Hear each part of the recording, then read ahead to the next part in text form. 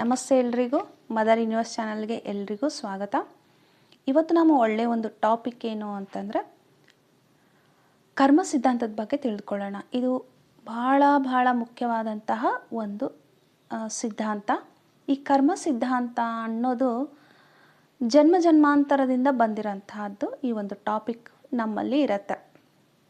ಇವಾಗ ಈ ಒಂದು ನಾವು ಪ್ರತಿದಿನ ಈ ನಮ್ಮ ಒಂದು ಲೈಫಲ್ಲಿ ಏನು ಒಳ್ಳೆಯದು ಕೆಟ್ಟದ್ದು ಏನೆಲ್ಲ ಆಗ್ತಾ ಇದೆ ಅಂದರೆ ಅದು ಜನ್ಮಾಂತರದಿಂದ ಬಂದಿರುವಂತಹ ಕೆಲವು ನಮ್ಮ ಕರ್ಮಾನುಸಾರವಾಗಿ ಅದರ ಒಂದು ಫಲ ಅಂತಲೇ ಹೇಳ್ಬೋದು. ನಾವು ಒಳ್ಳೇದು ಮಾಡಿದರೆ ಪುಣ್ಯ ಕರ್ಮಗಳು, ಏನೋ ಕೆಟ್ಟದ್ದು ಮಾಡಿ ಬಂದಿದ್ದೀವಿ ಅಂದರೆ ಪಾಪ ಕರ್ಮಗಳು, ಹೀಗೆಲ್ಲ ಇರುತ್ತೆ. ಎಲ್ರಿಗೂ ಇದ್ರ ಬಗ್ಗೆ ಸ್ವಲ್ಪ ಗೊತ್ತಿರುತ್ತೆ. ಸೊ ಇಲ್ಲಿ ಒಳ್ಳೇದು ಮಾಡಿದಾಗ ಪುಣ್ಯಕರ್ಮಗಳಲ್ಲಿ ಅದರದ್ದು ಲಾಭ ಎಲ್ಲ ನಾವು ಅಂದರೆ ಆ ಫಲ ನಮಗೆ ಈ ಒಂದು ಲೈಫಲ್ಲಿ ತಗೊಳ್ಳುವಾಗ ಖುಷಿ ಇರುತ್ತೆ. ಆದರೆ ಪಾಪಕರ್ಮಗಳು ಅದರ ಒಂದು ಫಲ ನಮಗೆ ತುಂಬಾ ಕಷ್ಟ ಕೊಡ್ತಾ ಇರುತ್ತೆ. ನಮಗೆ ಯಾರಿಗೂ ಗೊತ್ತಿರಲ್ಲ, ಇದು ನಾನು ಯಾವತ್ತೇನೋ ಮಾಡಿ ಬಂದಿದ್ದೀನಿ, ಅದನ್ನು ಅನುಭವಿಸ್ತಾ ಇದ್ದೀನಿ ಅಂತ ಸ್ವಲ್ಪನೇ ಗೊತ್ತಿರುತ್ತೆ. ಏನೋ ಮಾಡಿದ್ದೀನೇನೋ ಅಂತ ಡೌಟ್ ಇರುತ್ತೆ. ಬಟ್ ಪಕ್ಕ ನಾವು ಎಷ್ಟು ಕೆಟ್ಟದಾಗಿ ಮಾಡಿ ಬಂದಿರ್ತೀವಿ, ಅದು ಎಲ್ಲವನ್ನೂ ಮರ್ತಿರ್ತೀವಿ. ಏಕೆಂದರೆ ಪಾಸ್ಟ್ ಲೈಫ್ದಾಗಿರುತ್ತೆ. ಹಾಗಾಗಿ ಇದರಿಂದ ನಾವು ಇದನ್ನು ಈ ಕರ್ಮನ ದಗ್ಧನೂ ಮಾಡ್ಕೊಳ್ಬೇಕು ಅನ್ನೋ ಒಂದು ಲೈನ್ ಇದೆ. ಆ ರೀತಿಯಾಗಿ ಹೋಗಿ ನಾವು ಅಲ್ಲಿ ದಗ್ಧ ಅಂದರೆ ಆ ಕರ್ಮನ ಅದನ್ನು ಸುಟ್ಟು ಹಾಕೋದು. ಹಾಗಂತೇಳಿ ಕರ್ಮದಿಂದ ತಪ್ಪಿಸ್ಕೊಂಡು ಓಡಿ ಹೋಗೋದು ಹೇಳ್ತಾ ಇಲ್ಲ. ಕರ್ಮನ ಅನುಭವಿಸ್ಬೇಕಾಗತ್ತೆ.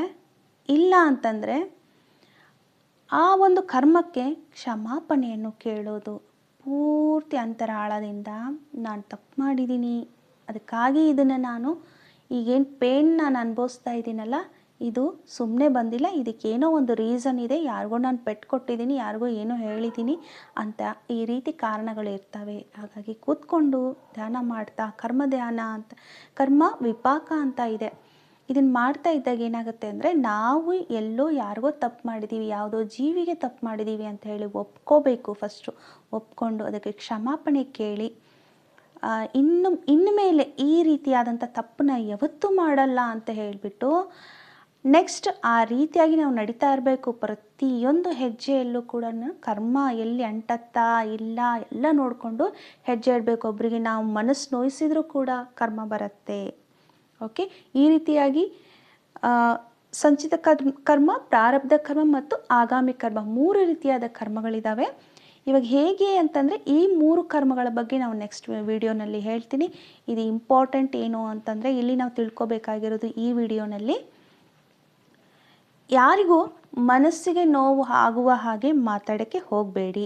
ಇದು ನಿಮಗೇನೋ ಪೇನ್ ಇತ್ತು, ಯಾರ ಕಡೆಯಿಂದನೂ ನಿಮ್ಗೆ ಕೆಟ್ಟದಾಗಿದೆ ಅಂದರೆ ಅದನ್ನು ಫಸ್ಟು ನಾವು ತಿಳ್ಕೊಬೇಕಾಗಿರೋದು, ನಾವು ಯಾರಿಗೋ ನೋವು ಕೊಟ್ಟಿದ್ದೀವಿ, ಅದಕ್ಕಾಗಿ ಅದರ ಪ್ರತಿಫಲ ಬೇರೆಯವ್ರ ಕಡೆಯಿಂದ ನಮಗೆ ಬರ್ತಾ ಇದೆ, ಅಥವಾ ಅವರೇ ನಮಗೆ ಹಿಂದಿನ ಜನ್ಮದಲ್ಲಿ ಬಂದಿದ್ದರು, ನಾವು ಅವ್ರಿಗೇನೋ ನಾವು ನೋವು ಕೊಟ್ಟಿದ್ದೀವಿ, ರಿಟರ್ನ್ ಅವ್ರು ನನಗೆ ಕೊಡ್ತಾ ಇದ್ದಾರೆ ಅಂತ ತಿಳಿಬಿಟ್ಟು ನೀವು ಕೂತ್ಕೊಂಡು ಅವ್ರನ್ನ ನೀವು ಅಂದರೆ ಒಂದು ಧ್ಯಾನದಲ್ಲಿ ಅವರನ್ನು ಆಹ್ವಾನ ಮಾಡಿಬಿಟ್ಟು ಕ್ಷಮಾಪಣೆ ಕೇಳ್ಕೋಬೇಕಾಗತ್ತೆ. ಈ ಒಂದು ಕ್ಷಮಾಪಣೆ ಕೇಳೋದ್ರಿಂದ ಎಷ್ಟೋ ಕರ್ಮಗಳು ದಗ್ಧ ಆಗುತ್ತೆ. ಅಂದರೆ ಅವ್ರ ಮನಸ್ಸಿಗೂ ಕೂಡ ನಿಮ್ಮನ್ನು ಮುಂದೆ ಬಂದರೂ ಕೂಡ ಅಂದರೆ ಆ ನೋವು ಕೊಡಲ್ಲ.